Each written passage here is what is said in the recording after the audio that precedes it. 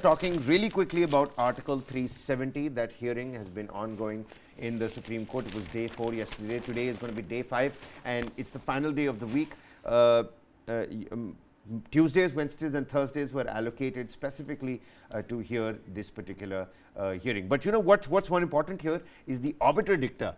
The conversations between Sibul and the CJI. Yesterday, it was former Solicitor General Gopal Subramanian who was making those arguments, and the obiter dicta over there was also very fascinating and interesting. You know, the way with the words that he used, he said, via Article 370 and Article 1, the Constitution of India and the Constitution of Jammu and Kashmir speak to one another. Okay. It's important that you understand how these two constitutions are talking to one another. And to understand how these constitutions talk to one another, you need to go back into the sensitivities and the economics and the scenario, the society of when the constitution came up. 1957 is when the Constituent Assembly of Jammu and Kashmir came into existence. The High Court of Jammu and Kashmir, the Constituent Assembly of Jammu and Kashmir, they're all based on Jammu and Kashmir's constitution. Right. Okay. So this is what happened in the court yesterday. Just a recap of all that has happened. Earlier, Kapil Sibal has already said that, you know, how can you use an executive act to carry out a political act? Political act in the sense that, you know, when you talk about the abrogation, you're essentially talking about the will of the people. So talk to the people at least. If it's a political act, don't just pass a legislation in the parliament. No, also interestingly, since you raised about the constitution, CJI D.Y. Chandrachud also stressed that the Indian constitution is the only constitution for the entirety of the country, including Jammu and Kashmir, which acceded to India in October 1947. So this is how the CJI is in fact trying to assess when it comes to this. And you're talking about how that, interestingly, you're talking about the, the talks about whether Indian constitution is speaking to Jammu and Kashmir constitution. But if the CJI is insisting that there is only one constitution for the entirety of the country, I think that argument did not go well then. This is what the CJI says. This is what the CJI says. Let's quote the man right. As he said it. When the state is under president's rule, after dissolution of the assembly, can the governor not promulgate an ordinance in J&K? Can the president not issue an ordinance applicable to Jammu and Kashmir?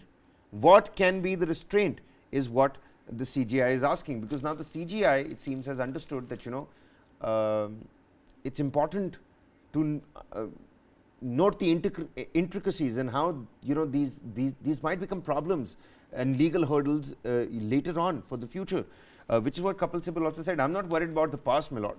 I'm worried about the future of my country. Can J&K claim autonomy after accepting India's sovereignty is another big question.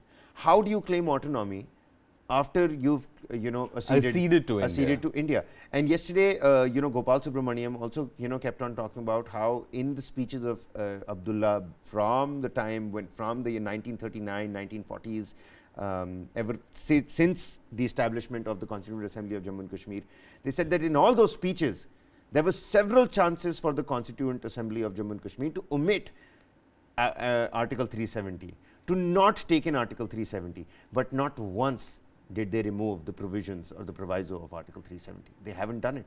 And in several speeches, it's also mentioned that it's important that Article 370 stay back. So is it temporary? Is it permanent? Was it needed? This big question, can J&K claim autonomy after accepting, by now you're part of India? What kind of sovereignty do you need now? That's why, see, that is where I think Chandrachud makes that statement, saying that when you come to the Constitution of India, there's only one Constitution for the entirety of this country. And just a little bit, I'm trying to move out this. There's a similar kind of a demand when it comes to the Nagaland factions as well. They're asking for a separate Constitution and a separate flag, just like how Jammu and Kashmir was having. So I think that those talks are stuck at that level as well, whether a separate Constitution and a flag can be given for the factions fighting in Nagaland for the greater Nagaland, as they in fact call. But I think with Jammu and Kashmir's integration, and Jammu and Kashmir also played around with these issues as well, having a separate flag and a separate constitution. but certain aspects of the Indian constitution being overriding over those constitutions. So I think that is something that we need to keep a keen eye on.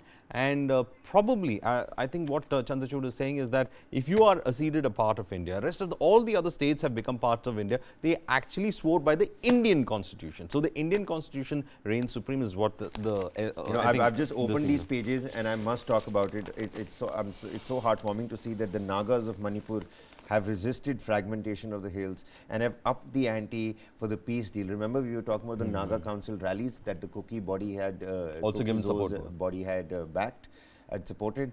Well, they're talking about upping the ante for a peace deal. At least somebody in the three players on the ground, at least somebody's talking about peace. But coming back to the Article 370, yesterday Gopal Subramaniam also spoke about how the accession of Jammu and Kashmir was unique.